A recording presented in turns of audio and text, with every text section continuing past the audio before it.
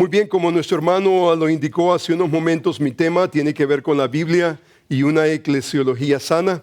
Y al pensar en este tema es importante que entendamos que la conferencia entera de Expositores 2018 es una cumbre sobre la Escritura y lo que la Escritura significa para cada aspecto de la vida cristiana, especialmente lo que se refiere a la Iglesia del Señor. Los temas que hemos venido tratando y que van a continuar, que se van a continuar tratando tienen que ver con la hermosura de la Escritura, la palabra, el canon, la Biblia y la hermenéutica, cómo interpretar bien la palabra de verdad, la suficiencia de la Escritura, temas que ustedes ya han estado engranando, han estado disfrutando. Mi responsabilidad en esta charla tiene que ver con lo que la Biblia significa, especialmente para la iglesia. Y hablo de la iglesia en un concepto local. ¿Qué es lo que eso significa para la iglesia de hoy? Cómo ella básicamente trae esa salubridad, cómo trae esa salud a la iglesia del Señor. Así que esa es la tarea que nos trae en este momento, en esta hora. Y me gustaría, en forma de introducción, tratar dos aspectos. Por un lado histórico, y por el otro lado algo personal. Hemos escuchado nosotros acerca de la Reforma.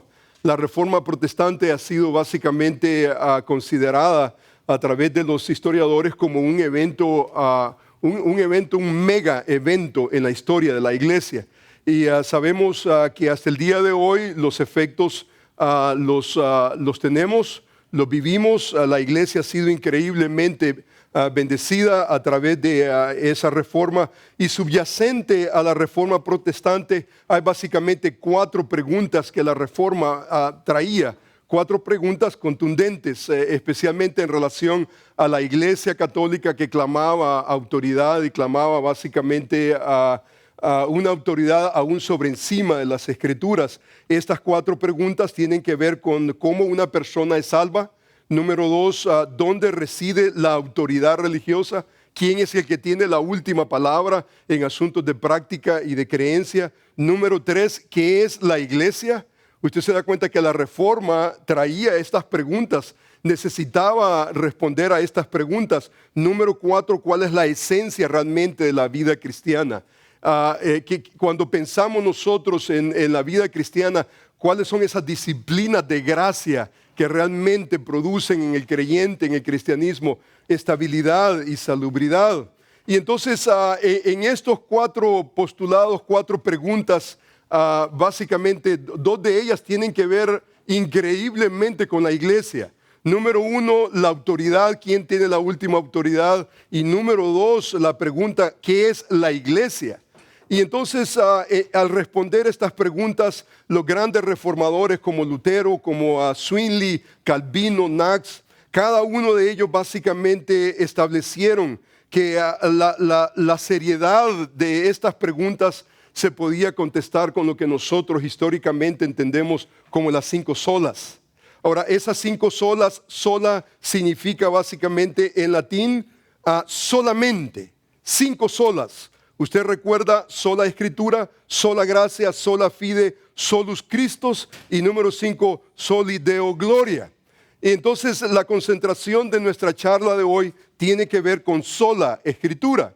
Y entonces sola escritura o solamente escritura tiene que ver básicamente con la afirmación bíblica que la Biblia es inerrante, la Biblia es autoritaria, la Biblia básicamente tiene que ser el libro que rige nuestro diario vivir, no solamente como individuos, pero la vida de la iglesia en general. Entonces la escritura, y solamente la escritura, es la norma por la cual toda la enseñanza, toda la doctrina de la Biblia, toda la doctrina, la iglesia tiene la responsabilidad de respetar. Entonces Martín Lutero, por ejemplo, hay un episodio muy importante en la vida de él, cuando básicamente él fue enjuiciado, y entonces él declaró elocuentemente, y él le pidió básicamente a la iglesia católica en una manera increíble. Esto es una historia tremenda. Él dijo, cuando le pidieron a retractarse de sus enseñanzas protestantes, usted recuerda estas palabras que él dijo, dice, que me convenza mediante el testimonio de las Escrituras, claros argumentos de la razón, porque no le creo, dice, al Papa ni a los concilios, ya que han demostrado a menudamente que han errado, contradiciendo a sí mismo las sagradas Escrituras. Estoy, dice, sometido a mi conciencia y dice, ligado a la palabra de Dios. Por eso no puedo ni quiero retractarme de nada, porque hacer algo en contra de la conciencia no es seguro ni saludable. No puedo hacer otra cosa. Esta es mi postura. Que Dios me ayude. Amén. Esa postura no puede quedar en la historia. Eso es lo que identifica la iglesia evangélica el día de hoy. Eso es lo que debe de identificarnos a cada uno de nosotros.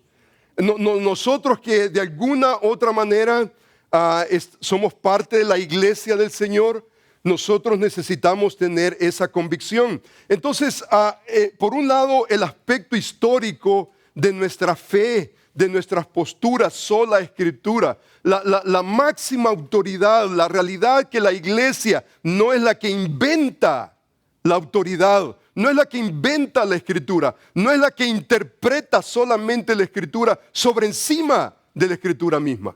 La iglesia se somete bajo la Escritura y entonces la iglesia es responsable ante Dios para interpretar bien el libro de verdad. Ahora, de ese aspecto histórico me gustaría narrar un aspecto un poco más personal. Y esto tiene que ver con mi propia experiencia. Yo crecí básicamente en un hogar no cristiano. La actitud básicamente de mi padre era básicamente prepararnos para que fuéramos independientes, que fuéramos influyentes, gente de bien. Y entonces la idea de él era iglesia, ¿para qué iglesia? La actitud básicamente de él ante la iglesia era una actitud pasiva y era una actitud indiferente. Para mi padre, básicamente la iglesia era para los niños y era para los ancianos. El lugar donde básicamente la gente venía, se casaba y donde se hacían servicios fúnebres. Y entonces la mentalidad en la que yo crecí fue indiferencia para la iglesia. De ahí en adelante, básicamente el Señor me salvó a los 17 años. Yo tuve un encuentro con el Señor derramó su gracia en mí. Y entonces no solamente comencé yo a tener una afinidad con mi Señor, pero una afinidad también con la iglesia del Señor. Y entonces con el tiempo, básicamente la iglesia comenzó a tomar una relevancia muy importante para mi vida. Un hombre que influyó increíblemente en mi vida fue el pastor que yo tuve. El hermano Doña fue un hombre que no solamente me enseñó el evangelio por 3 meses, fue un hombre que me predicó el evangelio de Jesucristo, pero no solamente me enseñó el evangelio de Jesucristo, me enseñó a amar la iglesia. Me enseñó a amar la iglesia de tal manera que la iglesia para mí vino a ser no un pensamiento secundario, sino que vino a ser algo de lo cual, si el Señor dio su vida por su iglesia, ¿quiénes somos nosotros para no dar nuestra vida por la iglesia? Y entonces el hermano Doña fue un instrumento que Dios utilizó para comenzar a tomar conciencia, no solamente en mi relación con el Señor, pero en mi relación también con la iglesia del Señor. Y entonces llegó un momento en que el Señor no solamente derramó su gracia en salvación, pero el Señor me llamó al ministerio. Y entonces yo recuerdo que yo le anuncié a mi padre que el Señor me estaba llamando al ministerio. Y lógicamente la reacción de él fue una reacción terriblemente negativa. Él a ese momento de la vida ya había tenido una experiencia con Cristo, pero él todavía estaba inmaduro para entender muchas cosas de la vida. Y entonces, básicamente mi padre no reaccionó en una manera muy positiva ante el anuncio, y entonces el envolvimiento para la iglesia era básicamente perder mi tiempo. Y entonces con el tiempo comencé yo a experimentar un llamado más palpable para el llamamiento. Comencé básicamente a desear el ministerio, desear servirle al Señor a través de su iglesia. Entonces la actitud de mi padre, aún ya como creyente, básicamente la idea era de inmadurez. El sentimiento era que la iglesia básicamente existía para solamente apaciguar la conciencia, sentirnos bien, pero él nunca jamás concebía que la iglesia existía para que nosotros pudiéramos vivir nuestros sueños y nuestros esfuerzos y volcar nuestra vida completa para la iglesia del Señor. Desafortunadamente, esta desvalorización de la iglesia no es solamente única, mía, personal. Esto es muy probable la experiencia de muchos.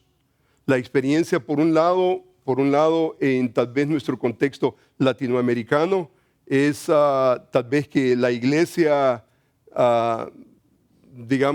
formal, la iglesia católica, es la que interpreta y nadie más tiene autoridad para interpretar la Escritura y para vivir la Escritura. Pero por el otro lado, en una manera personal, esa desvalorización por la iglesia básicamente existe en nuestra sociedad y desafortunadamente en nuestra sociedad evangélica. Muchas veces no tenemos un alto concepto de la Escritura. Entonces, la pregunta, ¿quién necesita una iglesia que demanda entrega de sus ministros? ¿Quién necesita una iglesia? Lo que nosotros leemos en el texto de la Escritura, especialmente el pasaje que vamos a abordar el día de hoy, no hay un concepto de indiferencia, no hay una idea pasiva de tomar la iglesia como una idea pasajera. A lo contrario, la iglesia tiene un lugar increíblemente predominante en las Escrituras. El día de hoy vamos a hacer una semi-exposición de ese pasaje que usted ve allí en Primera de Timoteo, y vamos a tratar la manera de entender lo que el apóstol Pablo nos ayuda a comprender en cuanto a la eclesiología, cómo la Biblia es instrumental para que nosotros podamos crear esa eclesiología sana. Básicamente esta idea de nuestros días, mucha gente ve, por ejemplo, la membresía de la iglesia, la participación de la iglesia como algo realmente no importante. Algunos dicen, la iglesia nos salva, Cristo salva, no necesitamos cristianidad. Necesitamos cristianidad, pero no necesitamos esta iglesia que se ha inventado básicamente iglesiadad. Esa idea de iglesia no es muy bienvenida. Cristo sí, pero la iglesia no. Esa actitud que otros dicen, por ejemplo, yo soy una buena persona, una persona moral, creo en Dios, trato bien a mi familia, a mi prójimo, lo respeto, porque yo necesito una iglesia. Jóvenes, por ejemplo, tienen esta idea, la religión organizada es algo que simplemente no va conmigo. Básicamente otra gente dentro de la iglesia dice, nosotros deberíamos de predicar a Cristo, no a la iglesia, lo cual es correcto, pero ¿qué es lo que significa eso? ¿Qué es lo que significa? Es cierto, correctamente debemos nosotros de predicar a Cristo. Ese es nuestro mensaje. Pero ellos piensan que deberíamos de enseñar a los inconversos sobre el perdón de la salvación, pero nunca sobre la iglesia del Señor. Entonces, esa mentalidad, esa objeción en contra de la iglesia, no necesitamos ir a las cantinas, no necesitamos ir a las calles. Dentro de las iglesias muchas veces tenemos esas objeciones. Otros, por ejemplo, miembros muchas veces de iglesias muestran con su ausencia, su falta de envolvimiento a la iglesia, básicamente esa misma objeción. Tal vez no lo dicen, tal vez intelectualmente no lo creen, pero en su diario vivir básicamente niegan completamente la importancia de la iglesia. Lo interesante es que en el Nuevo Testamento existe la iglesia, o más bien no existe el concepto de un cristiano solitario, un cristiano que está independientemente viviendo su vida cristiana como le dé la gana. Dios salva a uno y a ese uno lo une a una iglesia local. El patrón que encontramos en el Nuevo Testamento es pertenecer. Dios salva a esa persona y entonces Dios inventó el concepto de iglesia. No es una comodidad, no es un asunto social nuestro. Dios fue el que inventó la iglesia del Señor y al que Él va salvando, Él lo va uniendo a la iglesia local. Dice, por ejemplo, John Stott, la iglesia se ubica en el centro de los propósitos eternos de Dios. No es un pensamiento secundario, no es un accidente histórico. La iglesia tiene un lugar increíblemente importante en la historia redentora de Dios. Mire, por ejemplo, lo que dice Cipriano, un padre de la iglesia. Dice, no puedes tener a Dios como padre a no ser que tengas a la iglesia como madre. Calvino dijo, por ejemplo, él le llamó básicamente a la iglesia la madre de todos los piadosos. La madre de todos los piadosos significa que si usted quiere vivir su vida cristiana como debe de ser vivida, no la puede vivir aislada de la iglesia. Yo creo que una iglesia que ama, que obedece y proclama la verdad de Dios en Cristo es el único lugar donde usted y yo podemos vivir en una manera piadosa, en una manera saludable delante de Dios. Y esta es la dirección, este es lo que yo deseo el día de hoy a través de esta exposición o semi-exposición, poder animarles a que podamos nosotros a tener conciencia de la iglesia del Señor. Una bibliografía que no tengo tiempo para explicar en cuanto al tema de hoy, pero me gustaría tratar primeramente con el pasaje de la Escritura. Este es 1 Timoteo capítulo 3, versículo 14 al 16. Aquí está el apóstol Pablo escribiendo y él dice, esto te escribo, aunque tengo la esperanza de ir pronto a verte, para que si tardo sepas cómo debes conducirte. ¿En dónde? En la casa de Dios, que es la iglesia del Dios viviente, columna y baluarte de la verdad. Indiscutiblemente, dice, grande es el misterio de la piedad. 2 puntos. Dios fue manifestado en carne, justificado en el Espíritu, visto de los ángeles, predicado a los gentiles, creído en el mundo, recibido arriba en gloria. Vamos a orar al Señor. Amantísimo Padre, gracias por esta porción de la Escritura. Gracias, Señor, porque tu palabra tiene poder para edificarnos. Señor, edifica a tu pueblo a través de esta porción bíblica. Que podamos, Señor, experimentarte en una manera especial a medida que entendemos esta porción de la Escritura. Señor, te honramos, te glorificamos en Cristo Jesús. Amén. Aquí está el apóstol Pablo escribiendo esta porción, y es una porción que yo creo que el apóstol Pablo está condensando el propósito de la carta de primera de Timoteo. Creo que este pasaje hace una resonancia increíble en lo que nosotros entendemos como las cartas pastorales. Primera de Timoteo, segunda de Timoteo y Tito. Esto es típico en las cartas pastorales. Esto usted lo puede justificar en las cartas pastorales de diferente manera. El apóstol Pablo básicamente tiene una urgencia porque Tito pueda entender no solamente el lugar que le ocupa a él como líder pastor en la iglesia, pero el lugar que la iglesia también debe de efectuar dentro de la iglesia. ¿Cómo hacer iglesia? ¿Cómo vivir en la iglesia del Señor? Si usted se da cuenta, el pasaje dice, esto te escribo, aunque tengo la esperanza de ir pronto a verte, para que si tardo sepas cómo debes conducirte en la casa de Dios. Aquí hay tres frases importantes. Número 1 dice, para que sepas cómo debes de conducirte en la casa de Dios, que es la iglesia del Dios viviente, columna y baluarte de la verdad. Usted se da cuenta que la frase, la iglesia del Dios viviente. Este concepto de iglesia, básicamente el apóstol Pablo utiliza dos analogías, metáforas. La iglesia del Dios viviente puede compararse como la casa. Es una casa, la casa de Dios. La iglesia se le llama la casa de Dios, pero no solamente se le llama la casa de Dios. En este pasaje le llama el apóstol Pablo columna y baluarte de la verdad. O sea que la iglesia del Dios viviente se puede comparar como dos analogías estructurales. Por un lado, casa, por el otro lado, columna y baluarte de la verdad. Ahora, para el apóstol Pablo es importante que su hijo Timoteo, pastor de la iglesia en Éfeso, entienda esos pormenores. El apóstol Pablo le está escribiendo a Timoteo y le dice, esto te escribo, esto yo te escribo.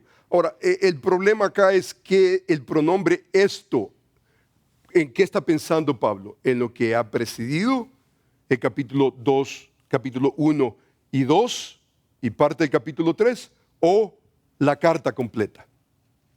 Si usted se da cuenta, el pasaje es increíblemente claro, increíble. Esto te escribo. Yo creo que el apóstol Pablo tiene en mente no solamente lo que ha precedido, que lo que ha precedido básicamente en el capítulo 1 tiene que ver con sana doctrina.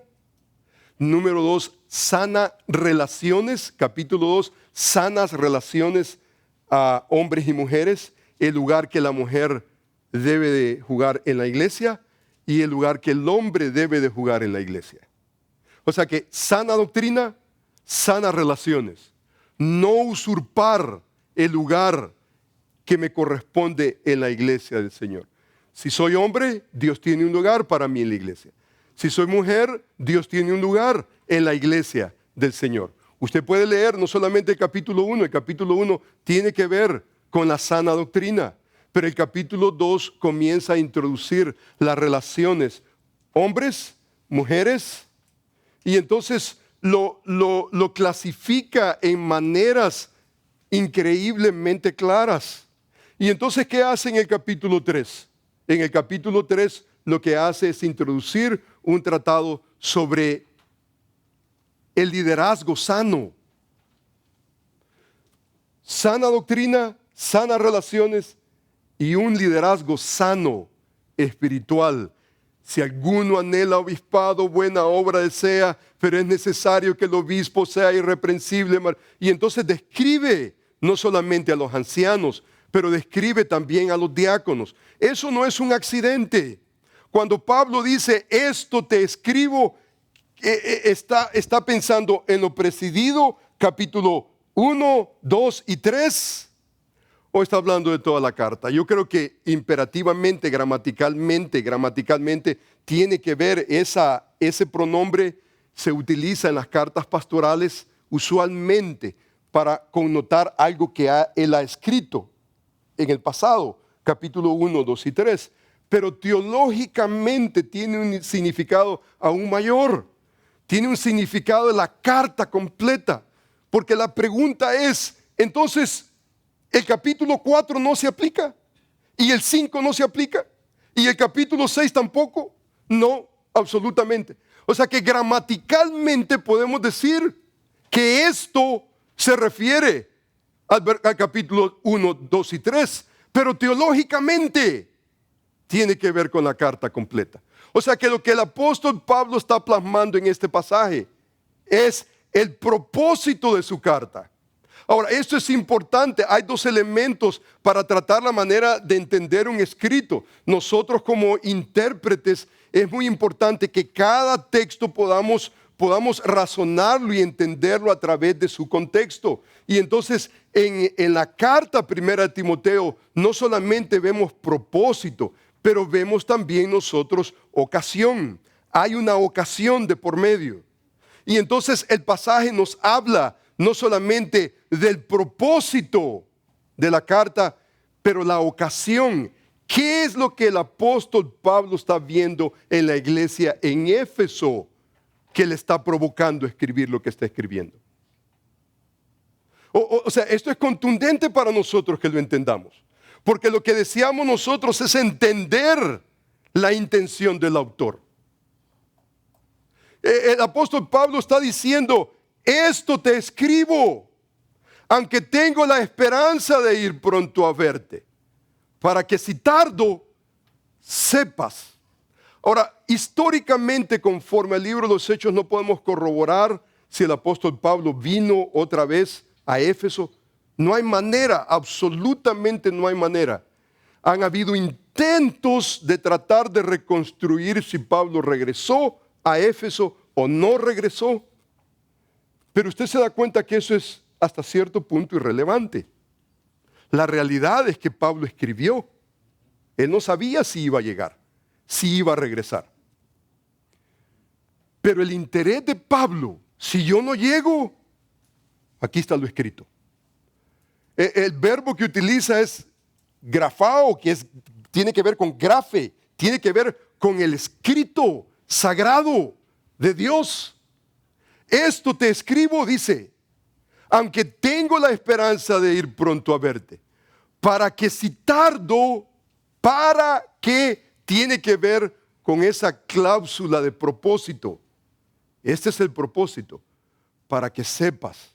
Ahora, hermanos, esto es importante porque tal vez nosotros podríamos pensar, para que sepas, muy bien, para que añadamos a nuestro conocimiento, a nuestro repertorio. Pero la realidad es que el verbo ginosco ahí, ese verbo, es un verbo muy especial. No solamente un verbo especial, pero usted se da cuenta que el verbo está acompañado también con una palabra que dice, para que sepas cómo.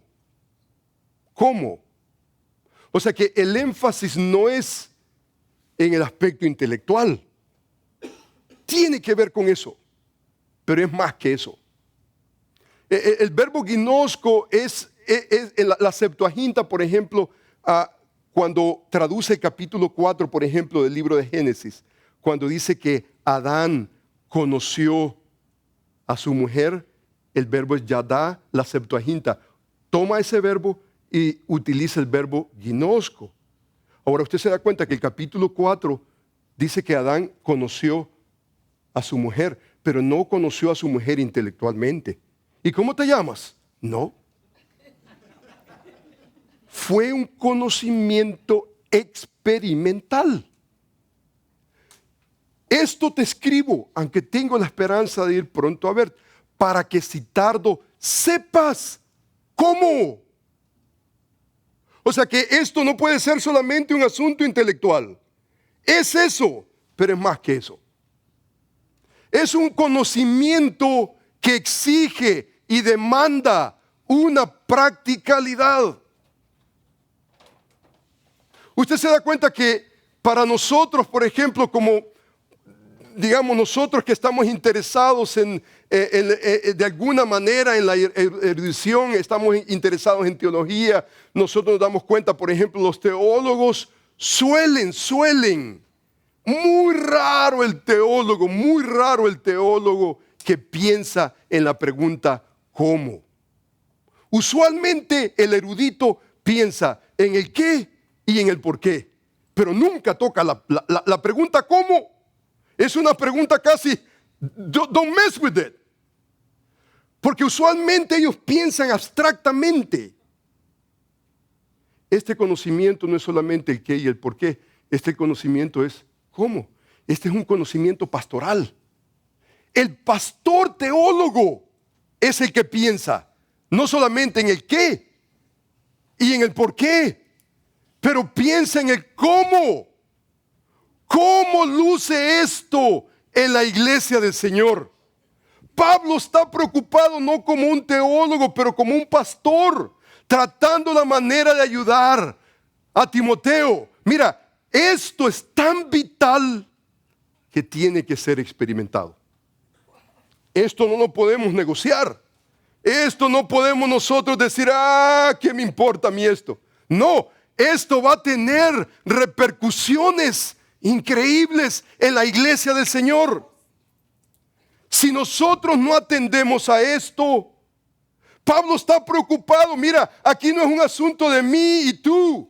Esto no es solamente un asunto de nosotros. Esto es la voluntad de Dios a través de un libro. Es el libro de Dios. El libro de Dios. Esto te escribo. Él está escribiendo algo que la iglesia necesita respetar. No es algo que la iglesia va a negociar. No es algo que la iglesia va a decir, esto no va muy bien. No, absolutamente. Entonces, observamos nosotros que el concepto eclesiástico está en este pasaje. El apóstol Pablo está preocupado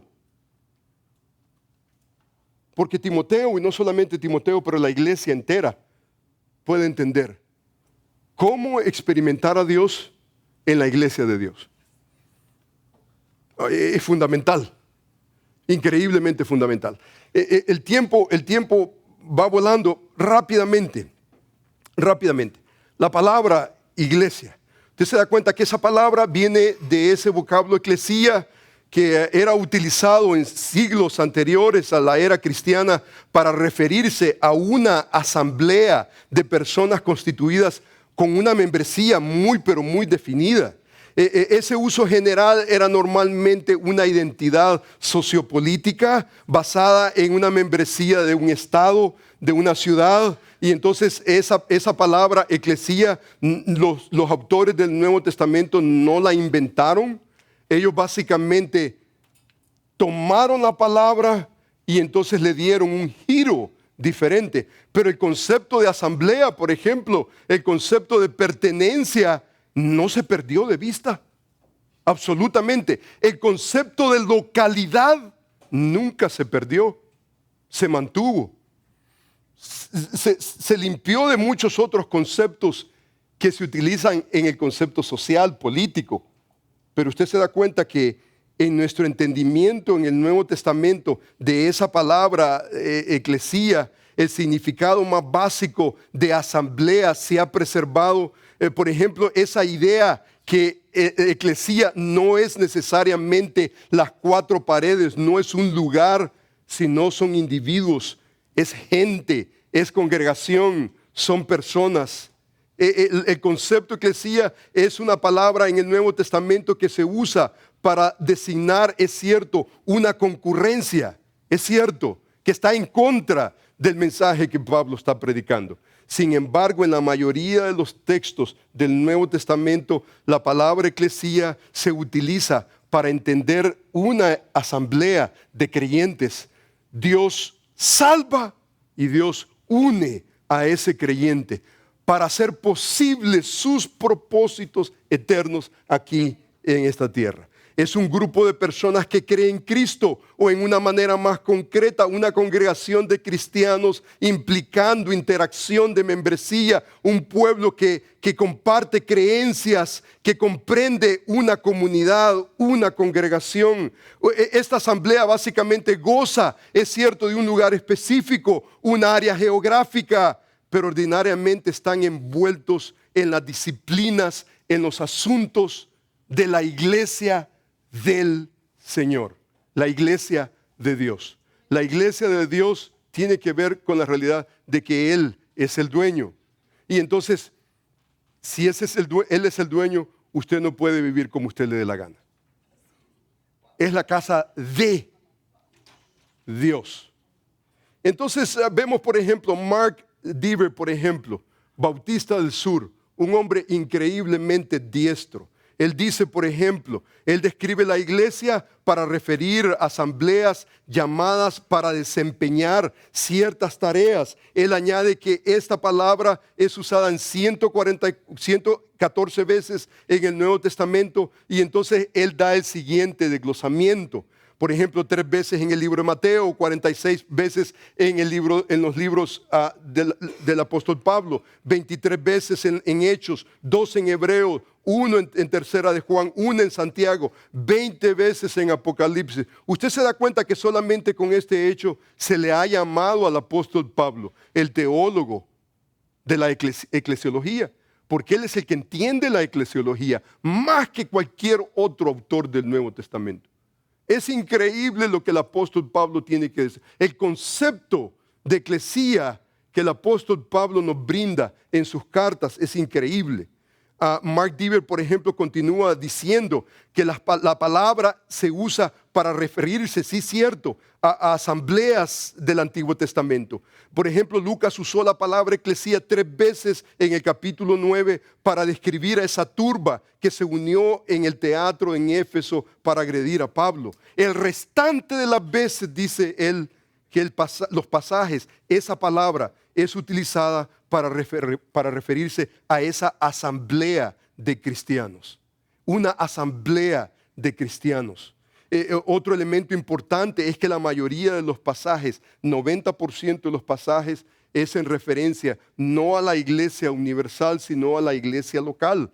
La iglesia en Éfeso, la iglesia en Jerusalén, la iglesia en Antioquía. Ese es el énfasis primario en el Nuevo Testamento. Dever, por ejemplo, define la iglesia de la siguiente manera. Él dice que la iglesia es el cuerpo de gente llamada por la gracia de Dios a través de la fe en Cristo Jesús para que colectivamente podamos glorificar y servirle a nuestro Dios. Usted ve, por ejemplo, aquí podemos añadir increíblemente John MacArthur, Mejio. Usted recibió una teología de John MacArthur y Mejio. En su tratado en cuanto a la eclesiología, por ejemplo, ellos hablan que la iglesia básicamente son los que han sido llamados por la gracia de Dios, de la esclavitud del pecado a una fe en Cristo Jesús. Los que Dios ha predestinado de antes de la fundación del mundo, de la eternidad pasada, llamados, justificados para vivir en esta vida presente, comprometidos para la gloria de Dios, el futuro de su reino. Ellos dicen, por ejemplo, MacArthur, Mejio, ellos escriben, consecuentemente la iglesia no es un edificio donde los creyentes se reúnen, ni tampoco una institución religiosa o una identidad ética o una asociación sociopolítica. Mejor dicho, la iglesia es la asamblea de los redimidos, los que han sido llamados por Dios el Padre para la salvación en el regalo de su Hijo. Es el cuerpo de personas que han sido transferidas del dominio de las tinieblas al reino de Cristo para que sean ciudadanos del cielo y no de este mundo. Increíble, aquí podemos continuar. Yo tengo una definición específica que la voy a compartir en unos momentos, pero mire qué contundente lo que Mejio y MacArthur dicen en cuanto a la iglesia. Ellos dicen que el propósito de la iglesia básicamente son 3. Esto que usted ve acá es el propósito de Iglesia Bíblica Berea. Nosotros creemos que nosotros existimos para 3 exaltar a nuestro Dios, edificar a los santos y evangelizar a los perdidos. La iglesia del Señor existe para 3 cosas. Número 1, exaltar a nuestro Dios. Número 2, edificar a los santos. Y número 3, evangelizar a los perdidos. En otras palabras, la iglesia está conectada no solamente con Dios, la iglesia está conectada con los creyentes y la iglesia está conectada con el mundo. Tenemos no solamente responsabilidad para con Dios, pero tenemos también responsabilidad para con nuestros hermanos. Aquí la pregunta es, ¿qué es lo que nosotros hacemos con nuestros hermanos? ¿Qué hacemos con los del mundo? ¿Cuál es nuestra responsabilidad para con Dios? Usted se da cuenta que la iglesia existe teológicamente. La iglesia existe, número 1, para conectarnos nosotros con Dios, para exaltar el nombre que es sobre todo nombre.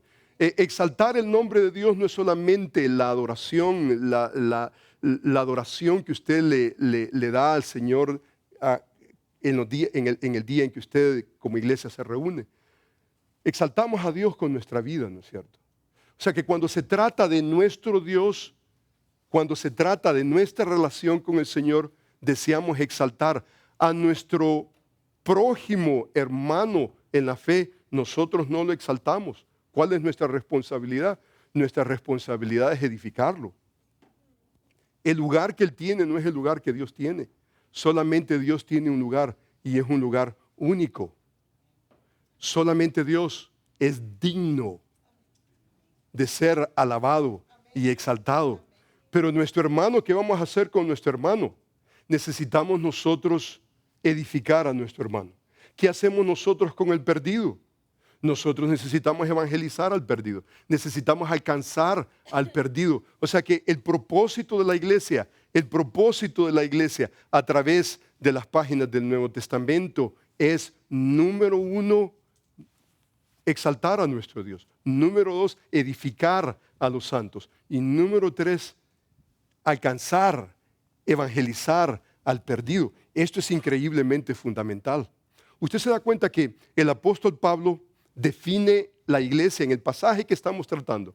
Ese pasaje define a la iglesia dentro de su sociedad, la define en maneras pero increíblemente potentes, maneras en que usted y yo necesitamos entenderlo. Si queremos nosotros vivir el propósito de la iglesia, necesitamos entender qué es la iglesia del Señor. Y entonces el pasaje, por ejemplo, que estamos en observación, en exposición, dice de la siguiente manera, dice el pasaje de la siguiente manera: esto te escribo, aunque tengo la esperanza de ir pronto a verte, para que si tardo, sepas experimentalmente cómo debes conducirte en la casa de Dios, que es la iglesia del Dios viviente, columna, baluarte de la verdad. ¿Por qué Pablo está definiendo la iglesia en esos términos? ¿Por qué Pablo está definiendo la iglesia con esas metáforas, con esas imágenes? ¿Qué es lo que le causó al apóstol Pablo escribir lo que la iglesia es? ¿Por qué para Pablo por qué Pablo se sintió necesitado de hacer una pausa en el capítulo 3 y escribir el propósito de su carta? Contexto es importante, porque el contexto nos enseña la ocasión. Este es el propósito. Pero usted se da cuenta que la ocasión que se está viviendo en las cartas paulinas, específicamente pastorales, y específicamente este pasaje de 1 Timoteo, es contundente. Porque ¿qué es lo que le está provocando a él? ¿Qué es lo que él está viviendo? Aquí es donde viene la ocasión.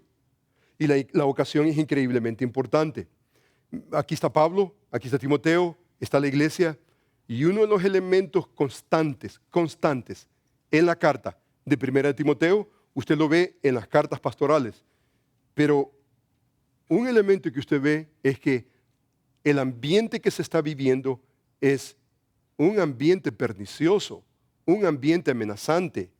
Los falsos maestros están alrededor. En este pasaje bíblico encontramos nosotros ocasión, no propósito. El propósito lo encontramos en el capítulo 3, el pasaje que estamos tratando. Pero aquí está la ocasión. Mire la ocasión. El apóstol Pablo le escribe a Timoteo: como te rogué que te quedases en Éfeso, muy importante, Éfeso, cuando fui a Macedonia, mire usted, cláusula de propósito, para que mandases a algunos que no enseñen diferente doctrina, ni presten atención a fábulas y genealogías interminables que acarrean disputas más bien que edificación en Dios, que es por la fe. Así te encargo ahora. Esto que nosotros vemos acá es ocasión. ¿Por qué Timoteo existe? ¿Por qué Timoteo le mandó? ¿Por qué Pablo le mandó a Timoteo quedarse en Éfeso? ¿Por qué? Usted se da cuenta del ambiente que está viviendo. El ambiente básicamente es de falsos maestros. El ambiente que está viviendo básicamente es para que mandes a algunos que no enseñen diferente doctrina. Heterodidáscalos tiene que ver con esa idea, una doctrina que no es conforme a la sana doctrina. O sea que hay sana doctrina y hay otra doctrina. Y usted se da cuenta que esa otra doctrina, dice el versículo, incipientemente esto se ve a través de toda la carta. Dice el versículo, que mandes a algunos que no enseñen diferente doctrina, que no dice que no presten atención a fábulas, genealogías interminables que acarrean, ¿qué cosa? Disputas más bien que edificación en Dios. O sea que la doctrina equivocada, errónea, no la sana doctrina, va a producir algo. Y lo que va a producir no es lo que Dios quiere producir en la iglesia de Dios. No olvidemos que la iglesia es la iglesia de Dios. No es su iglesia, no es mi iglesia. Ahora, es cierto que nosotros hablamos, ¿a dónde vas? Voy a mi iglesia. Oh, está bien, no vas a la iglesia del hermano tal o al hermano cual. Decimos, voy a mi iglesia. Es cierto que para entendernos prácticamente hablamos de esa manera, pero teológicamente es un error garrafal que usted diga mi iglesia. Ahora, nos entendemos nosotros, ¿no es cierto? ¿Dónde va a estar adorando el próximo domingo? O en la iglesia de, bueno, lo entendemos, pero teológicamente es la iglesia de Dios, la iglesia de Dios. Y entonces en la iglesia del Señor, Él es el que manda y Él es el que estipula. Y usted se da cuenta que cuando abrazamos el error, entonces hay consecuencias. Las consecuencias tienen que ver con disputas, no edificación, disputas. Y yo creo que la iglesia local está atravesando hoy en día, esto no es de antaño, esto no es solamente Éfeso, esto en cada historia de la iglesia, en cada segmento de la iglesia, hay una amenaza en contra de la verdad de Dios. Y nosotros vivimos nuestras amenazas. Y nosotros necesitamos responder ante esas amenazas. La pregunta es, ¿cómo vamos a contraminar las amenazas del error? No es intelectualismo, no es envolvimiento social. Pablo es claro, contundente. Y vamos a regresar a la prescripción que Pablo nos enseña. Pero usted se da cuenta que el pasaje dice, como te rogué que te quedases ¿en dónde? Éfeso. Eso no está de por más, eso no. Porque, ¿dónde está Timoteo? Éfeso. Y usted se recuerda que la historia de la iglesia bautista en Éfeso, perdón, ¿verdad? ¿No?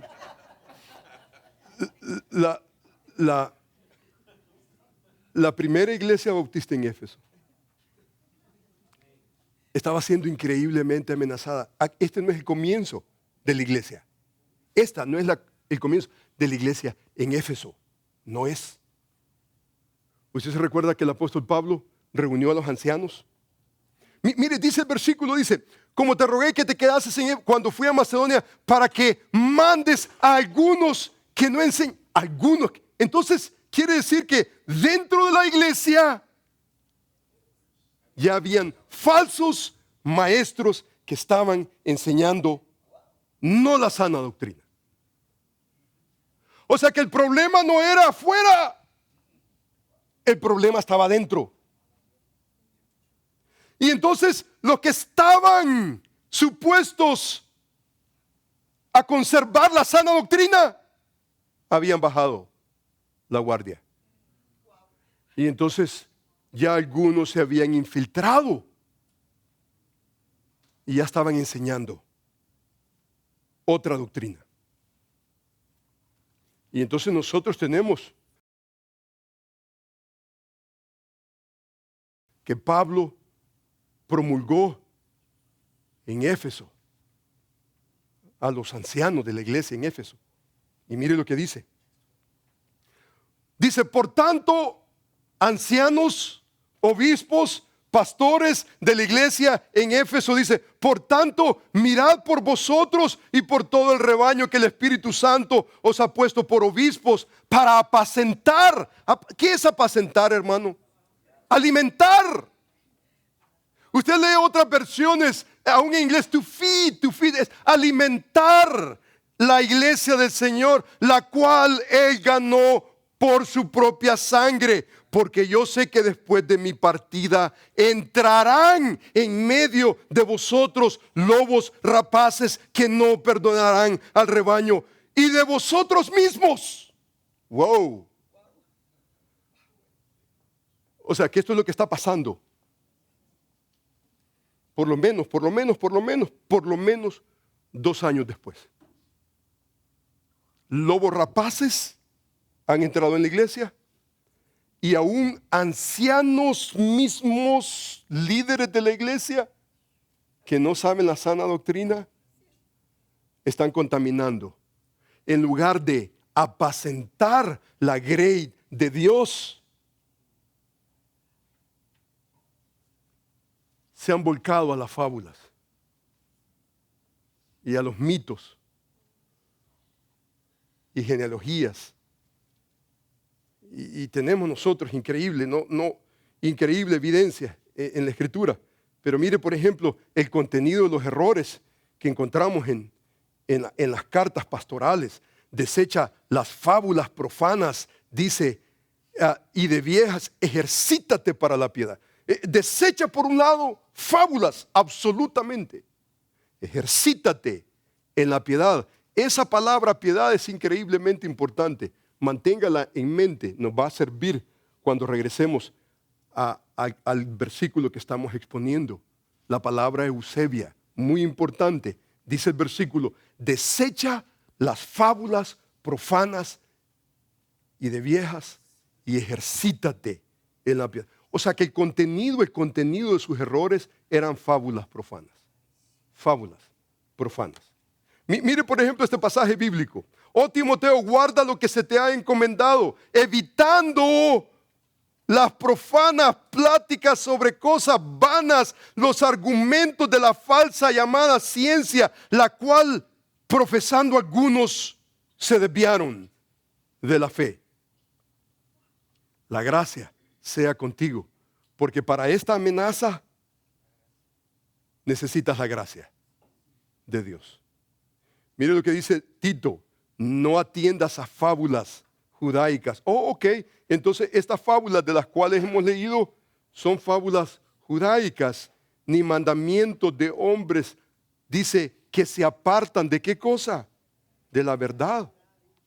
Dice el versículo bíblico. Tito capítulo 3. Palabra fiel es esta.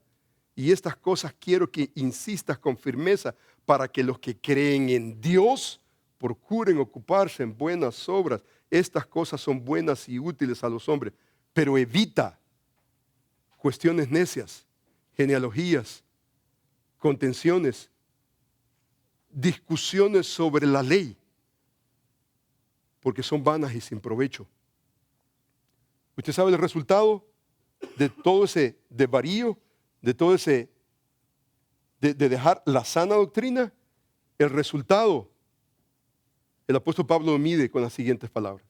Si alguno enseña otra cosa y no se conforma a las sanas palabras de nuestro Señor Jesucristo y a la doctrina que es conforme, la piedad, no olvide esa palabra, muy importante, está envanecido, nada sabe y delira acerca de cuestiones y contiendas de palabras de las cuales nacen envidias, pleitos, blasfemias, malas sospechas, disputas necias de hombres corruptos de entendimiento, privados de la verdad, que toman la piedad como fuente de ganancia. Apártate de los tales. Este es el ambiente. Aquí podemos continuar, ver los errores, los resultados. Regresemos al pasaje. Si esa es la ocasión y el ambiente es amenazador y el error es lo que se respira en la iglesia de Éfeso y en muchas iglesias de hoy en día, entonces la pregunta es, ¿cuál es el antídoto? ¿Cuál es el antídoto al error? El apóstol Pablo dice, esto te escribo. aunque tengo la esperanza de ir pronto a verte, para que si tardo, sepas cómo debes conducirte en la casa de Dios, que es la iglesia del Dios viviente. Columna y baluarte de la verdad. ¿Por qué columna y baluarte de la verdad? ¿Por qué? En su propósito está enfatizando la verdad. Increíblemente importante. No tenemos mucho tiempo, pero mire usted conmigo. Mire qué interesante el concepto de la casa de Dios. Esa imagen de la casa de Dios, la palabra es oikos, tiene que ver con la casa de Dios. No es su casa, no es mi casa. En mi casa yo hago lo que me dé la gana. En su casa usted hace lo que le da la gana. Si usted viene a mi casa, por ejemplo, yo no le permito que se sienta en la silla que yo me siento. No, la silla que yo me siento es mi silla y no es compartida con nadie más. ¿Correcto? Nosotros tenemos esas costumbres, ¿no? A los visitantes, ¿a dónde los sentamos? Los sentamos en lugares, ¿verdad? Y se sientan donde nosotros los asignamos, porque esa no es su casa. Usted llega a la casa, se quita los zapatos, los tira y entonces usted se relaja. Usted no puede hacer eso en mi casa. Yo lo saco. No, especialmente si le apestan los pies, absolutamente para afuera. O sea, nosotros sabemos el concepto de casa. Ahora, usted se da cuenta que el apóstol Pablo está definiendo la iglesia y define la iglesia de Dios con esas dos analogías, dos ideas. Número uno, la iglesia es la casa de Dios. Ahora, oikos se utiliza en las cartas pastorales no como casa en el sentido de cuatro paredes, sino que tiene que ver con qué? Tiene que ver con gente. Por ejemplo, encontramos nosotros siempre en las cartas pastorales, no tiene que abrirlo, pero por ejemplo, usted lee en el capítulo 3, que es un contexto inmediato. El apóstol Pablo escribe acerca del liderazgo de la iglesia y entonces dice en el capítulo 3, por ejemplo, utiliza la palabra casa en este sentido. Dice que el siervo del Señor dice que debe de gobernar bien su casa. Casa, cuatro paredes, gobernar bien su casa. Tiene que ver con individuos, ¿no es cierto? Tiene que ver con gente. En otras palabras, ¿qué es la casa? ¿Cuál es otro sinónimo que podemos utilizar? Familia, ¿no es cierto? O sea que la iglesia de Dios es básicamente como una familia. Es la familia de Dios. Es muy importante que nosotros podamos concebir en una eclesiología sana. Es importante que entendamos que la iglesia no es una corporación. Hay hermanos muy bien intencionados que saben de administración de empresas, han trabajado en IBM y han trabajado, you name it, everywhere. Entonces vienen a la iglesia y entonces quieren tratar la iglesia como tratan la corporación. La iglesia no es una corporación. La iglesia es la casa de Dios. Es una familia. Ahora, si es una familia, de alguna manera usted y yo necesitamos procesar que si es la casa de Dios y es una familia de Dios, ¿quiénes somos nosotros? ¿Quiénes somos nosotros? No miembros, no. ¿Qué somos nosotros? Somos miembros, somos en la analogía de la casa, la familia de Dios. ¿Quiénes somos nosotros? Somos hermanos y hermanas. ¿No es cierto? ¿Cómo nos vamos a ver en la casa de Dios? Yo le decía, por ejemplo, a un hermano lindo, asistente mío, que cada vez que me introduce como doctor. Yo le dije, quita doctor, no. En la iglesia del Señor, innecesariamente. ¿Quiénes somos en la casa de Dios? Somos hermanos. Unos más grandes, gorditos, más delgaditos, pero somos hermanos. Todos esos títulos son necesarios en otros contextos, pero en la iglesia de Dios son estorbo. Porque entonces el ingeniero, aquí el ingeniero va, mucho cuidado. El hermano es ingeniero. El hermano que está acá, muy lindo hermano, mucha historia con el hermano, muy precioso. El hermano que está acá fue el primer hermano que me regaló un traje. Un trajecito, el primer trajecito que yo tuve, el hermano me lo dio. Tenía hoyos por todas partes, pero el hermano me regaló. Y yo me acuerdo que el hermano en la iglesia, el ingeniero, él era el ingeniero, el hermano. Y entonces con mucho respeto. Innecesario. You think about it? Innecesariamente. Yo entiendo que el profesor y lo que quiera que sea, pero en la iglesia del Señor, cuando concebimos lo que la iglesia es, esto tiene que ver con eclesiología sana. De aprender a vernos, no. John Piper, ¿se recuerda uno de los libros que ha escrito? Brothers, we're not professionals. No somos profesionales, somos hermanos. Podemos ser profesionales en otros contextos. It's okay. Pero en la iglesia de Dios, ¿qué somos? Somos hermanos en Cristo. Y necesitamos el respeto de los hermanos y el cariño de los hermanos. Usted se da cuenta que cuando una iglesia es saludable y fomenta una relación de hermanos y es una iglesia amorosa, ¿a quién atrae? Lo que usualmente atrae es gente que está golpeada, que necesita ser amada. Muchas veces tenemos la imagen que la iglesia tiene que ser, wow, esa imagen impresionante para atraer a los profesionales. No, la iglesia tiene que atraer con el amor de Cristo, el amor que nosotros hemos experimentado, el amor que nosotros hemos recibido de Dios. Debemos nosotros de alguna u otra manera en nuestras relaciones. Y entonces la gente viene y la gente usualmente que viene golpeada, ¿sabe por qué se identifica con iglesias saludables? ¿Sabe por qué? Porque no van a ser despreciados. En una corporación, si usted no produce, ¿qué le hacen? ¡Pum! ¿No es cierto? Pero en la iglesia de Dios hay dignidad, hay respeto, porque Dios nos ha tratado. Dios no nos ha dicho, ¿cuánto produces? No. Estás en bancarrota. Y en tu bancarrota yo te he amado. Mire, por ejemplo, ese concepto de la casa de Dios. No reprendas al anciano, al mayor de edad. No lo reprendas, sino exhórtale como a padre. A los más jóvenes como a hermanos. A las ancianas como a madres. A las jovencitas como a hermanas, con toda pureza. Hermano, este es Timoteo. ¿Sabe por qué? Porque esta es la casa de Dios.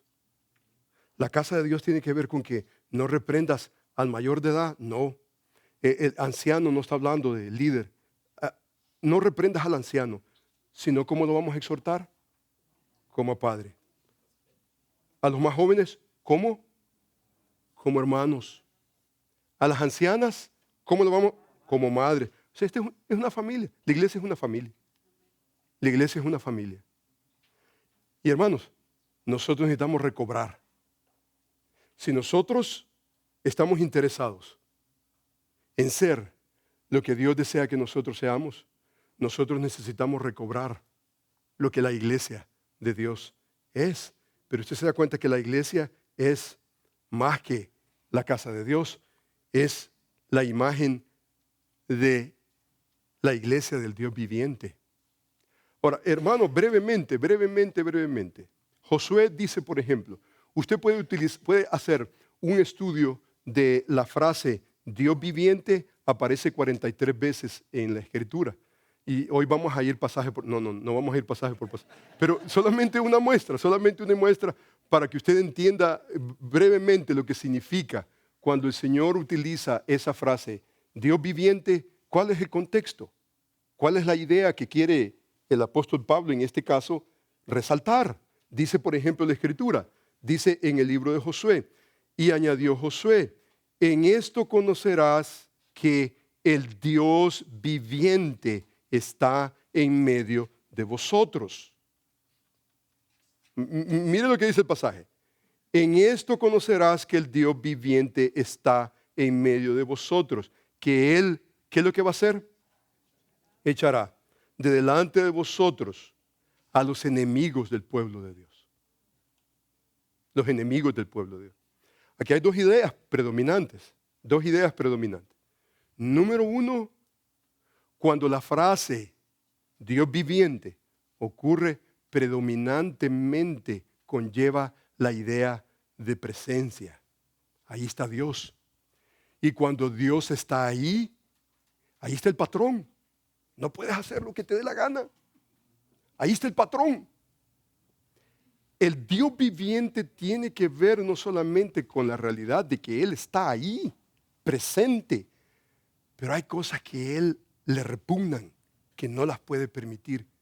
Y entonces, enemigos corriendo la iglesia de Él, absolutamente. Y entonces esa idea, yo creo que Pablo estaba pensando en esa idea en relación a los falsos maestros. Que los falsos maestros están haciendo lo que los líderes, pastores, ancianos deberían de estar haciendo. Y es dispensando la sana doctrina. Dispensando la sana doctrina. Estaban mermando. Dice la Escritura, dice, mira, en esto conocerás que Dios, el Dios viviente, está en medio de vosotros, que Él echará.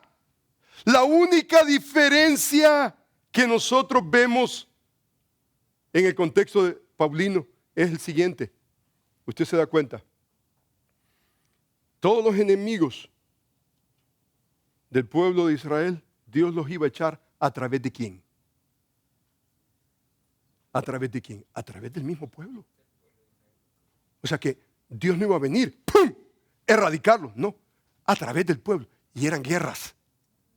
La única diferencia en la iglesia del Señor, y por esa razón usted y yo necesitamos la gracia del Señor, nosotros necesitamos entender que la vida en la iglesia del Señor muchas veces es una guerra y necesitamos nosotros limpiar casa.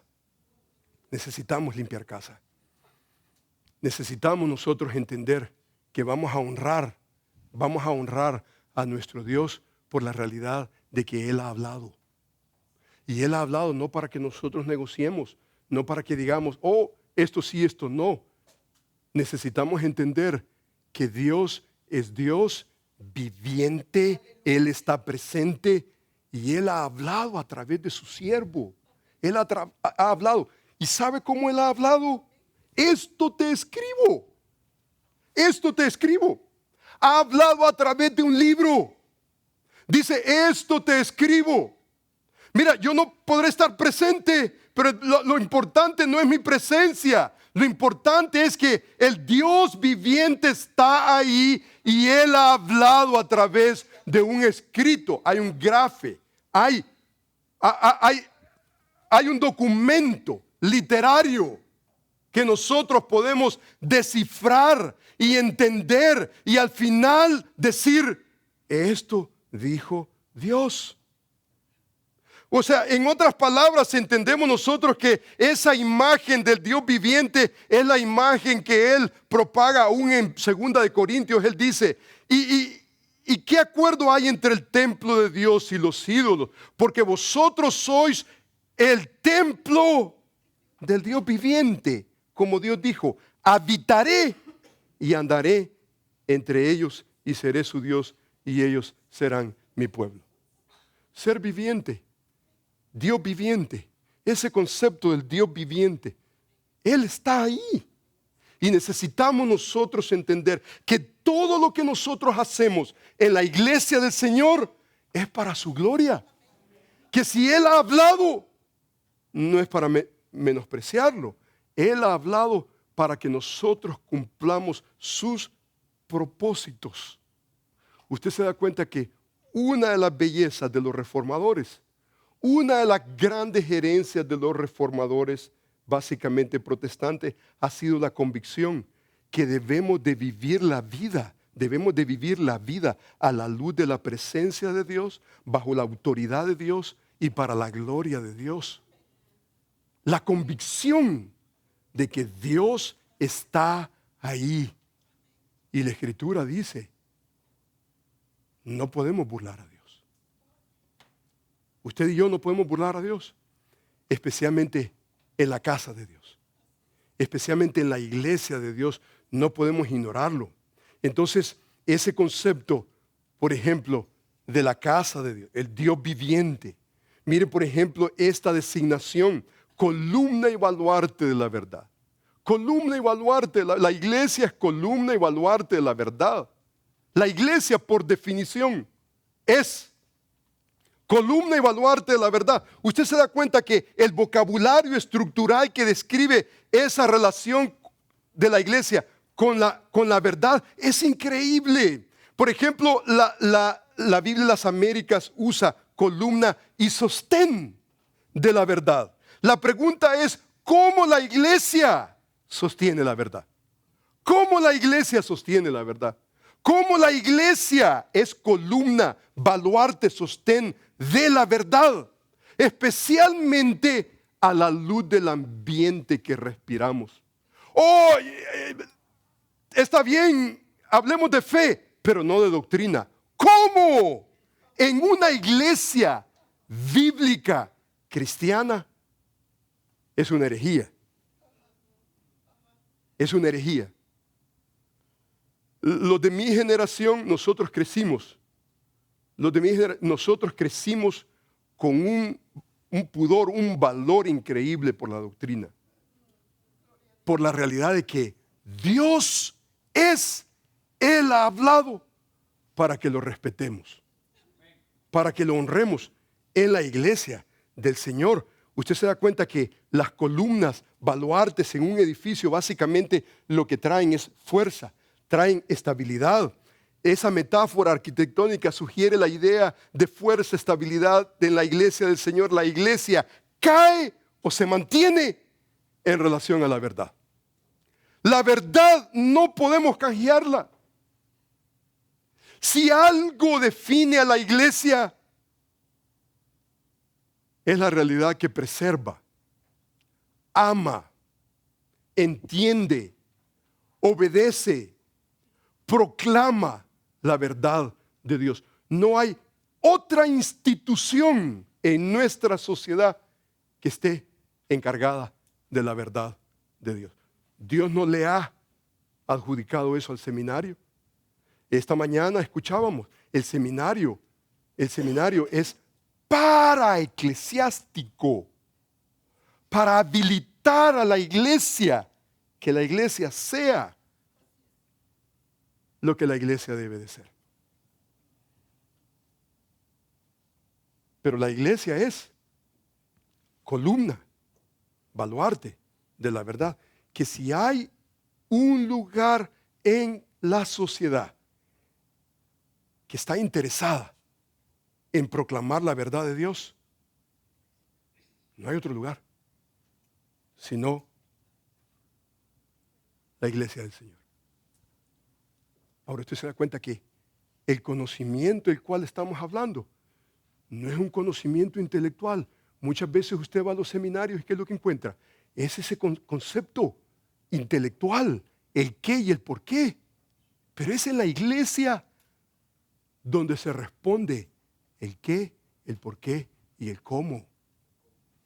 Pero usted se da cuenta que la iglesia es la casa de Dios, que si la gente del mundo va a tener un encuentro con Dios, no va a ser en las montañas, no va a ser en la playa, no va a ser en ningún otro lugar, va a ser en la iglesia de Dios a medida que nosotros dispensamos la verdad de Dios. No va a ser de otra manera. No es a través de un sueño que usted va a la montaña y entonces, no. Si usted legítimamente, bíblicamente piensa en dónde vamos a tener un encuentro con Dios, va a ser en la iglesia de Dios. Va a ser en la iglesia de Dios. La iglesia tiene que recuperar no solamente la realidad de familia, pero tiene que recuperar la realidad de que todo lo que nosotros hacemos, hablaba yo por ejemplo en una reunión de líderes, ¿qué es lo que nosotros en la iglesia hacemos? Tenemos culto de adoración. ¿Qué es lo que hacemos que no adora a Dios? Y entonces lo único que trajimos, anuncios. Y entonces, anuncios nada más, anuncios. Todo lo que hacemos conscientemente, es para adorar a Dios. Y no hacemos nada. Anuncios, nada más. Y entonces, ¿cómo quitamos los anuncios? Y el problema es, ¿cómo quitamos los anuncios? Y entonces no podemos quitar los anuncios.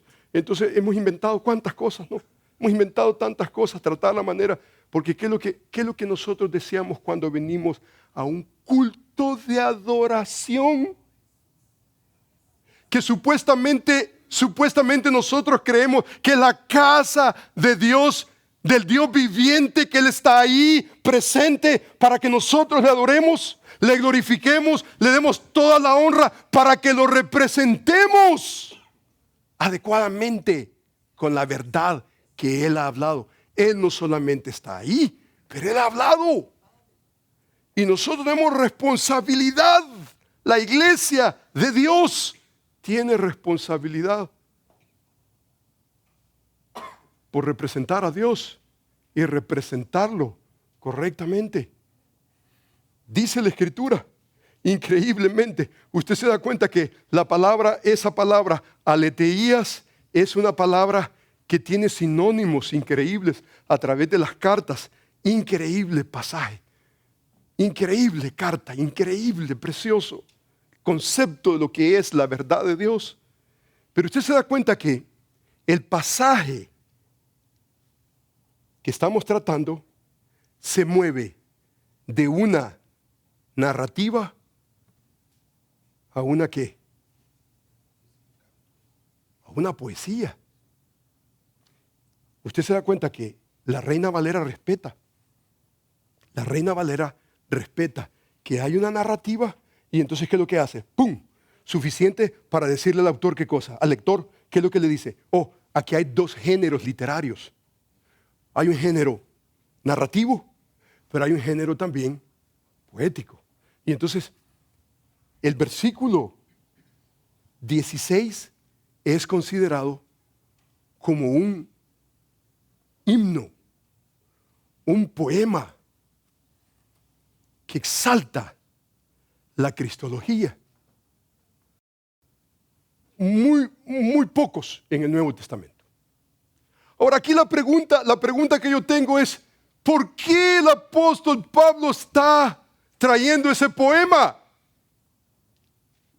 ¿Por qué se mueve de teología a doxología? ¿Por qué? Yo creo que esto no es un accidente. El apóstol Pablo está pensando y está pensando lógicamente. Él está pensando y está pensando, mira, este es el propósito de tu existencia en Éfeso, en San José, no importa dónde sea, donde el Señor te tenga. Este es el propósito tuyo. Tu propósito como hombre de Dios. Este es tu propósito de existencia. Entiende lo que la iglesia de Dios es. La iglesia se define como columna, baluarte de la verdad. Ahora usted se da cuenta que la Reina Valera tiene un punto ahí y luego después del punto tiene una E. Ahora en el original básicamente lo que usted encuentra es una CAE. Es básicamente una conjunción subordinada. Y entonces hay versiones, usted lee las diferentes versiones, ¿qué es lo que hacen con ese CAE? Dice, indiscutiblemente, esa CAE está de alguna manera uniendo la idea anterior con el himno que viene. Trata la manera de unirla. Pudo haber comenzado indiscutiblemente, pero no, comienza con una conjunción subordinada. En otras palabras, la última idea con que se quedó, ¿cuál es? La idea es la verdad. Y entonces hay una puntuación que en el original no está. Usted no tiene evidencia de la puntuación, un punto final. No. Hay una fluidez y entonces comienza con un CAI. En otras palabras, esa está atando la idea de la verdad con definir la verdad, el contenido de la verdad. La iglesia es el baluarte de la verdad. ¿Y cuál es la verdad? Entonces, en un himno, el apóstol Pablo escribe 6 líneas y las introduce de la siguiente manera. Usted se da cuenta, las introduce en una manera pero preciosa. Las introduce y dice, por ejemplo, dice, indiscutiblemente tiene que ver con homologueo, es el verbo que utiliza. Homologueo tiene que ver homosexual, lo mismo, lego tiene que ver con palabra, o sea que decimos lo mismo, hablamos lo mismo, o sea que esto que vamos a hacer es indiscutible, nadie lo discute, o sea que está definiendo el contenido de la verdad y es negociarlo. Esta es nuestra confesión. Y dice el versículo, indiscutiblemente grande es el misterio de la piedad. 2 puntos. ¿Qué es el misterio de la piedad? Mega, el misterión, dice que es grande el misterio. Ahora usted se da cuenta que cuando usted comienza a ver las 6 líneas que son cristológicas, que el misterio es una persona. Jesucristo. El misterio es una persona. Es Jesús. Y esa persona se llama Jesús. Mire qué interesante. Esto es lo que hace mire lo que hace la Reina Valera. La Reina Valera, en mi consideración, hace lo que tal vez no debería de hacer, pero con mucho respeto. Dice, por ejemplo, la Reina Valera, dice, grande es el misterio de la piedad, o la piedad. Dice, Dios fue manifestado en carne, justificado en el Espíritu, visto de los ángeles, predicado a los gentiles, creído en el mundo, recibido arriba en gloria. ¿Quién es Él? Jesús. Jesús, ¿verdad? No es Dios. Ahora, sabemos que Jesús es Dios. No cuestionamos bajo ningún punto de vista la deidad de Cristo, pero la realidad es que en el original, los manuscritos más antiguos, la palabra que utiliza es esta palabra que usted ve acá. Esta palabra, la palabra host, esa palabra es un pronombre personal que si usted tiene otras versiones usted lo puede corroborar y no es un artículo definido, sino que es un pronombre personal que es él, no Dios, él. Ahora, usted sustituye a Dios con él y tiene todo el sentido del mundo. Él fue manifestado en carne. ¿Quién es Él? Jesús, ¿no es cierto? Ahora sabemos que Jesús es Dios. No, ese no es el problema acá en esta traducción. Él fue manifestado en carne. Justificado en el Espíritu. ¿Quién fue justificado en el Espíritu? Jesús. Visto de los ángeles. ¿Quién fue visto de los ángeles? Mire, predicado ¿quién fue predicado a los gentiles? Usted se da cuenta, tiene sentido cuando usted respeta que está en los manuscritos más antiguos. Entonces, el himno completo es altamente cristológico. De la encarnación a la... ¿Usted se da cuenta de eso? De la encarnación de Cristo a la glorificación. En otras palabras, usted se da cuenta que podemos nosotros conceptualizar encarnación, resurrección, proclamación, recepción, glorificación. Cada uno de estos puntos nos tomaría otras 2 horas para tratar solamente de poder apreciar lo que me interesa. Lo que me interesa en este asunto de tiempo son solamente 2 categorías. 2 categorías. Usted se da cuenta que cada uno de los verbos, cada uno, todos, no hay excepción, cada uno está escrito en un modo pasivo, una voz pasiva. ¿Qué es lo que significa eso? ¿Qué es lo que significa cuando un verbo es escrito en voz pasiva o activa? Que básicamente esas son las dos opciones. Cuando en voz activa, el agente hace la acción. Cuando es pasiva, el agente recibe la acción. En otras palabras, si usted se da cuenta, dice Dios o Él fue manifestado en carne. Fue manifestado en carne. O sea que Él recibió la acción, ¿no es cierto? Él recibió la acción. Mire, por ejemplo, lo segundo, justificado en el Espíritu. O sea que alguien hizo la acción. Entonces, Él, Jesús, recibió la acción, ¿no es cierto? Cada uno de los verbos es un pasivo. Cada verbo es un pasivo. En otras palabras, usted puede pensar y decir, por ejemplo, Él fue manifestado en carne. Él fue manifestado en carne. ¿Quién fue el actor? ¿Quién fue que hizo la acción? ¿Quién fue que lo... Dios, ¿no es cierto? Mire la segunda, por ejemplo. Dice, justificado en el... Justificó. ¿Quién lo justificó? Dice el versículo, justificado en el Espíritu. O sea que el Espíritu lo justificó en el sentido de la resurrección. Esta es una teología completa. Miren, número 3. Viste ángeles. La pregunta es, ¿quién lo vio? Los ángeles, ¿no es cierto? Miren, por ejemplo, la número 6. Recibido arriba en gloria. ¿Quién lo recibió? El Padre.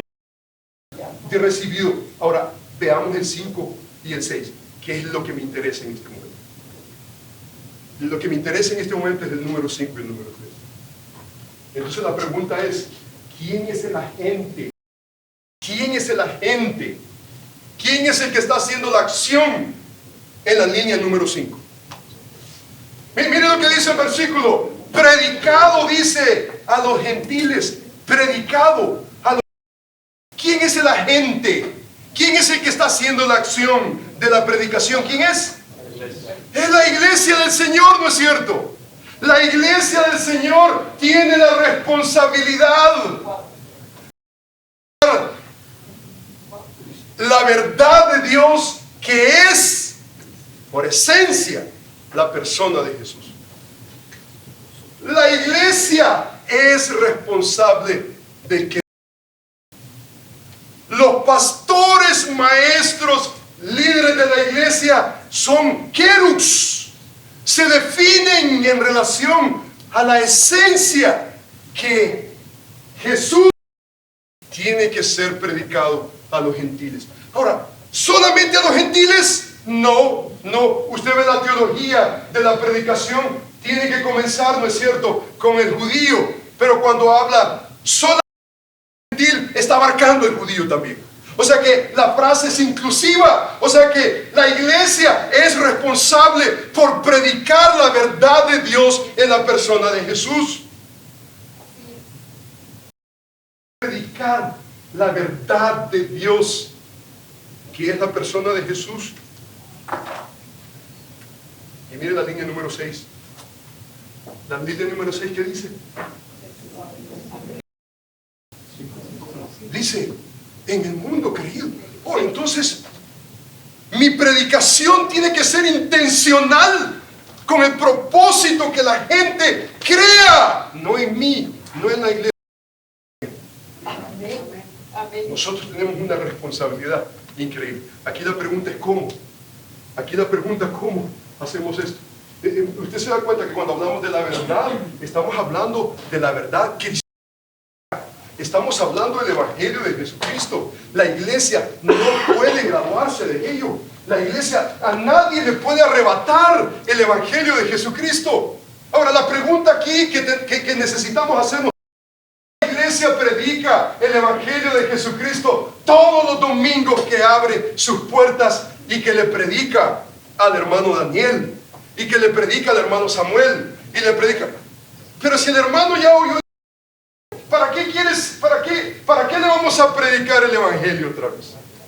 Esa es nuestra manera infantil de pensar cuando no abrimos el libro, porque la realidad es, ¿qué es predicar el Evangelio de Jesús? ¿Qué es predicar el Evangelio? Mire, por ejemplo, lo que dice. ¿Cuánto tiempo tenemos? ¿Lo tenemos? Se acabó. Mire qué interesante lo que dice Adam. Lo siguiente. Él escribió un libro que se lo recomiendo, se llama Predicando con Propósito, y él dice, por ejemplo, si su predicación, un sermón que termina siendo aceptable a los miembros de la sinagoga o una congregación, dice, si usted predica y la gente termina aceptando su sermón, él dice que hay algo fundamentalmente erróneo.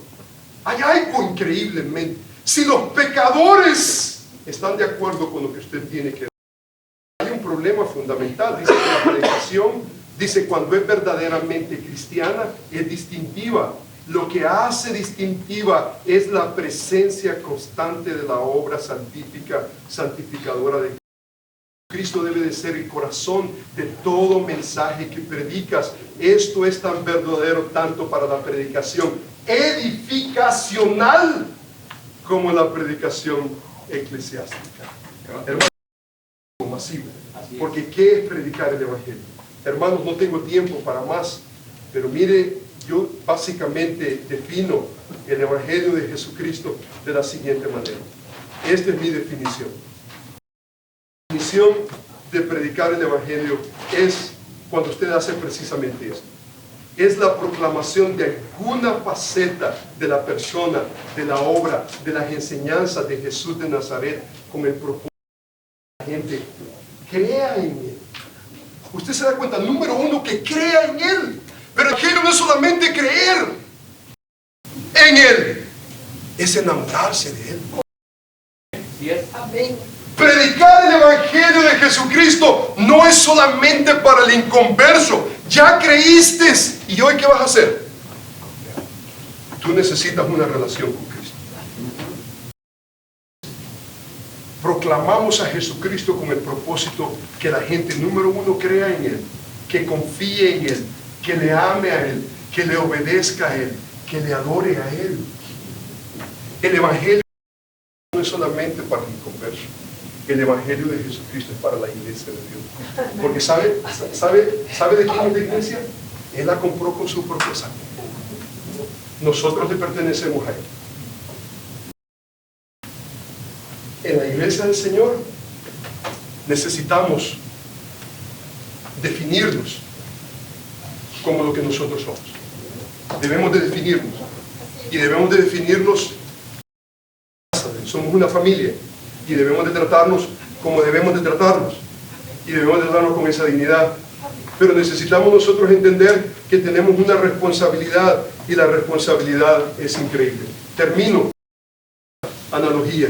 Nuestro presidente del seminario no es necesariamente caracterizado por analogías. Cuando utiliza una analogía, la utiliza en maneras increíblemente continuas. Y en una ocasión lo escuché yo a él hablar de esta analogía. Y él dice que en una ocasión había una iglesia en Inglaterra muy antigua. Y dentro de la iglesia dice que había un letrero, un rótulo que identificaba a la iglesia. Y entonces ese rótulo leía: nosotros predicamos a Cristo crucificado. Con el tiempo, dice él, que había crecido la hiedra, las enramadas habían crecido y entonces comenzaron a tapar el rótulo. Decía: nosotros predicamos a Cristo crucificado. Y entonces, poco a poco el rótulo leía: nosotros predicamos a Cristo. Con el tiempo, creció la enramada y el lema solamente leía: nosotros predicamos. Y finalmente creció más la enramada, cubrió todo el rótulo y la iglesia murió. Y MacArthur añade diciendo: el fin de la muerte de toda la iglesia, la muerte de la iglesia, es cuando la iglesia termina de predicar a Cristo. Wow. Wow. Hermanos, necesitamos no solamente creer en Cristo, Necesitamos nosotros confiar en Él, necesitamos amarlo a Él, necesitamos obedecerlo a Él, necesitamos adorarle a Él, necesitamos nosotros proclamar a Cristo. Vamos a orar al Señor. Amantísimo Padre, te damos gracias, te honramos, te glorificamos, porque tú eres, Señor, sobre encima de nosotros. Gracias por la Escritura, Señor, que nos define. Gracias, Señor, porque una eclesiología sana comienza con el libro, respetando el libro, obedeciendo el libro, viviendo el libro, proclamando ese libro. Señor, te bendecimos, te damos gracias, porque aquí somos pastores, algunos de nosotros, somos líderes. Señor, y te damos responsabilidad con la iglesia del Señor. Y la responsabilidad primaria, dice la Escritura, que debe ser apto para enseñar. Señor, enséñanos, Padre bendito, a ser aptos para enseñar. Verdad, esa verdad cristológica, esa verdad que salva, esa verdad que nos define. Señor mío, tu palabra dice, por quien vuelvo a sufrir dolores de parto hasta que Cristo sea formado en nosotros. La iglesia de Cristo tiene el desafío de ser como Cristo. Representar a Cristo. Proclamar las virtudes de aquel que nos llamó tinieblas a su luz admirable. Señor, bendice a cada uno de mis hermanos, sé con cada uno de ellos, y te ruego, Padre bendito, que a todos, cada uno de nosotros, como miembros de una iglesia local, nos dé, Señor, un poquito especial por tu palabra. Te bendecimos, te amamos, en el nombre de Jesús y para tu gloria, Señor. Amén.